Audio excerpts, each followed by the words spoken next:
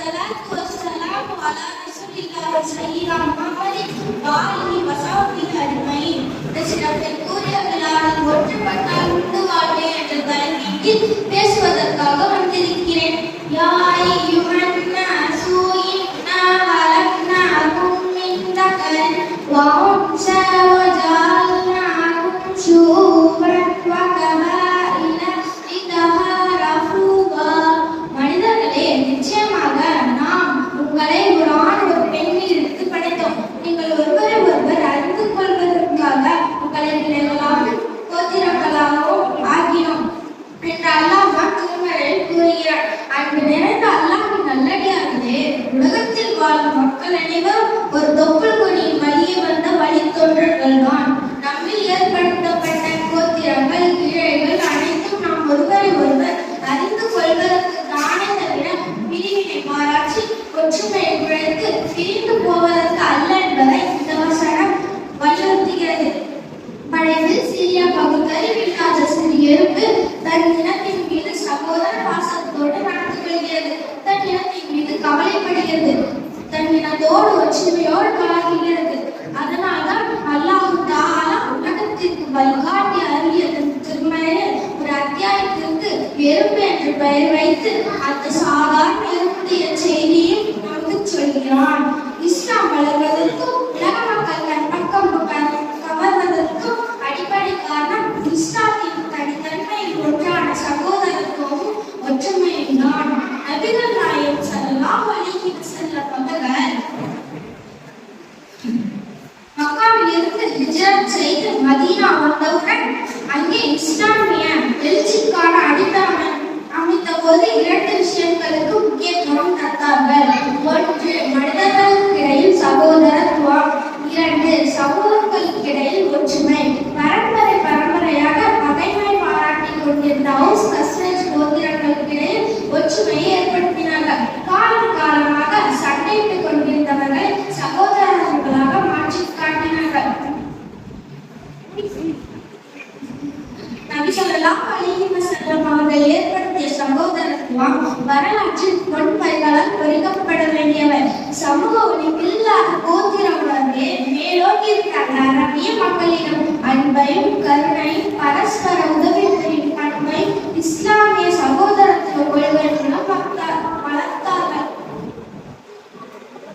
ரீதியான சகோதரத்துவம் தோற்றுவிடும் அளவிற்கு நபி ஸல்லல்லாஹு அலைஹி வஸல்லம் அவர்கள் ஏற்படுத்திய கொள்கை ரீதியான சகோதரத்துவம் மிகப்பெரிய மாற்றங்களை அந்த மக்களிடத்தில் ஏற்படுத்தியது என்பது வரலாறு கூறும் உண்மை. ஆனால் இன்றைய நவீன முஸ்லிம்கள் சமூகத்தில் இருந்து அழிந்து போய்விட்ட காணாமல் போய்விட்ட பல பண்பாடுகளில் ஒன்று சமூக ஒற்றுமை. உலக அளவில் தேச அளவில் மட்டுமல்ல, குறைந்தபட்சம் கிராம அளவில் கூட, ஏன் ஒரு மஹல்ல அளவில் கூட ஒற்றுமை இல்லாத கிராமம் சமூகமாக வாழ்ந்து கொண்டிருக்கிறோம். மாணவர்களே, பலம் நிறைந்த சமுதாயத்தில் கருத்து வேறுபாடு ஏற்பட்டுவிட்டால் அந்த சமுதாயம் பலவீனமான சமுதாயமாக மாறிவிடும். ஏற்கனவே பலவீனமாக இருக்கும் சமுதாயத்தில் கருத்து வேறுபாடு தலை தூக்கி விடுமையானால் அந்த சமுதாயம் நிச்சயம் அழிந்து போகும். அல்லாஹ் தன் அருள்மறையான திருமறையில் நீங்கள் அல்லாஹ்வுக்கும் அவனுடைய தூதருக்கும் வழிபட்டு உங்களுக்கு ஒற்றுமையாக இருங்கள், சண்டையிட்டுக் கொள்ளாதீர்கள். அவ்வாறு ஒற்றுமையுடன் சண்டையிட்டுக் கொண்டால் நீங்கள் தைரியம் இழந்து உங்கள் வலிமை குறைந்துவிடும். அல்லாஹ் கூறுகிறான், ஒற்றுமையினால் ஒரு சமூகம் பலம் பெறும். அதே சமூகம் ஒற்றுமை இழந்துவிட்டால் தோல்வியை சந்திக்கும் என்பதற்கான இஸ்லாமிய வரலாறு உதாரணம். முஸ்லிம்கள் அன்று பத்ருகளத்தில் ஒருங்கிணைந்து செயல்பட்ட காரணத்தினால் வெற்றிக்கடியை பறித்தார்கள். ஆனால் உகர்களத்தில் தங்களுக்குள் மாறுபட்டு கருத்து வேறுபாடு கொண்ட காரணத்தினால் வெற்றியை சுவைக்க முடியாமல் போனது. இன்று எந்த கொள்கை பலமும் இல்லாதவர்கள் கூட முஸ்லிம்களான நம்மை வெற்றி கண்டு விடுகிறார்கள் என்றால் நாம் ஒற்றுமையின் கயிற்றை விட்டுவிட்டோம். அதனால் தோற்றுக் கொண்டிருக்கிறோம்.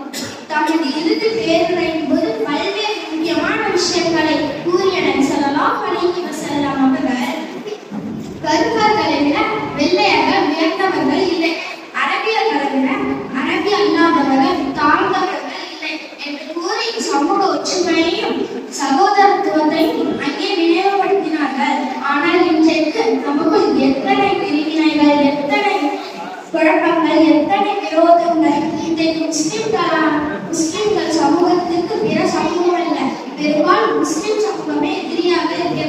அதுபோல் ஒரு முஸ்லிம் நாடு சிரமப்படுவதை பார்த்து இன்னொரு முஸ்லிம் நாடு கண்டுகொள்ளாமல் வேடிக்கை பார்த்து கொண்டிருக்கின்றது.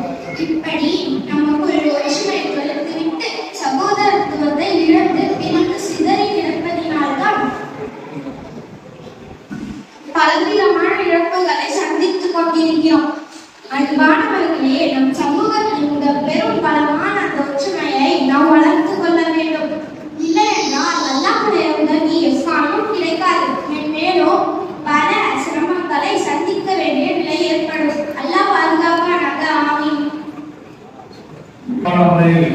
நடைபெற்றுள்ள மற்றும் ஒளிபரப்பி வழங்கும் நிகழ்ச்சிக்கு தலைமையேற்று நடத்தி தந்த சங்கத்துடைய தலைவர் ஆதியே அப்துல் கபூர் அவர்களுக்கும் முன்னிலைக்கு தந்த சங்கத்தை ஸ்ரீ எம்எஸ் அப்துல் பாரிபி அவர்களுக்கும் நம்ம சங்கத்திற்கு 30 வருஷ மாணவர்களுக்கு ஒளிபரப்பி வழங்கிய அவர்களுக்கும் அறிவாளர் பன்னாட்டு வளர்ச்சி குழு மற்றும் நிகழ்ச்சியில் பங்கேற்று சிறந்த நிர்வாகிகள் பொதுக்குழு உறுப்பினர்கள் பள்ளி மாணவ மாணவிகள் அனைவருக்கும் தெரிவித்துக் கொண்டு நிகழ்ச்சி முடிந்து சுற்று ஏற்பாடு செய்யப்பட்டுள்ளது. அதை கலந்து கொண்டு சிறப்பிக்குமாறு கேட்டுக் கொண்டிருந்தேன்.